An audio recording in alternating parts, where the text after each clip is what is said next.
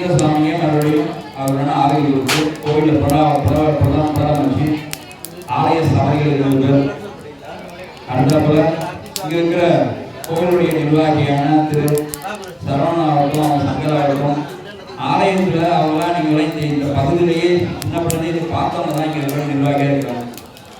கோயில் வந்து மாற்றம் பார்த்தாலும் மனுஷாவுடைய விஷயம் சுப்பிரமணிய சுவாமிக்கு கோலாகலமாக விஷயங்கள் கொண்டாடுறதுதான் விஷயம் அவருக்கு. ஆரம்பத்திலேருந்து அவங்களோட உள்ள ஒரு அனுகிரகம் என்னன்னு கேட்டீங்கன்னா கோவில் வந்து நல்லா விமர்சையாக இருக்கணும், சாமி நல்லா அருளாக இருக்கணும், வர்றவங்களுக்கு தேவையான சொல்றது கொடுக்குறது தான் இந்த கோயில் நிர்வாகத்துடைய பெரிய ஒரு சம்பவமாக இருக்கும். அதுதான் இன்னைய வரைக்கும் அவங்களுடைய சிரத்தையாக சாப்பிட்டு இருக்காங்க. அந்த விதத்துல தான் அங்கே உள்ள வந்து இந்த மனசு உள்ள வந்து வளரலாம் இல்லை. அவங்களோட வீட்டுலாம் பாருங்க, இன்னமும் அவங்களுடைய ஸ்டார்டிங்ல தான் அப்படிலாம் இருக்காங்க.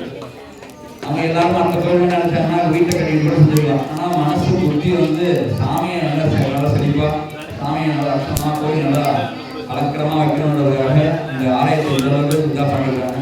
இந்த பகுதி மக்களுக்கு பெரிய நன்றி.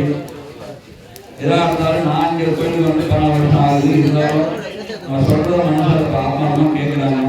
இந்த தெருவில் இருக்கிற தாசன் நகர் இருக்கிற 4 தெருவும் அருகாமை கோயில் அருகாமை இருக்கிறவங்க இதுக்கு உதவ நிதி உதவிடுவாங்க.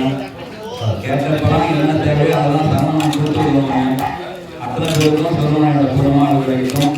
இப்போ சுவாமிக்கு விபசுத்தி ஆயிடுச்சு, விபசம் செய்யப்படாச்சு. இப்போ பசுமாடு வந்தவங்க கோபடி நடக்கும். கோபடியை தொடர்ந்து சுவாமிக்கு சுப்பிரமணியனுக்கு விசுவ தரிசனம், விசுவ தரிசனம் தொடர்ந்து 2ஆம் கால வேள்வியும் நடக்கும்.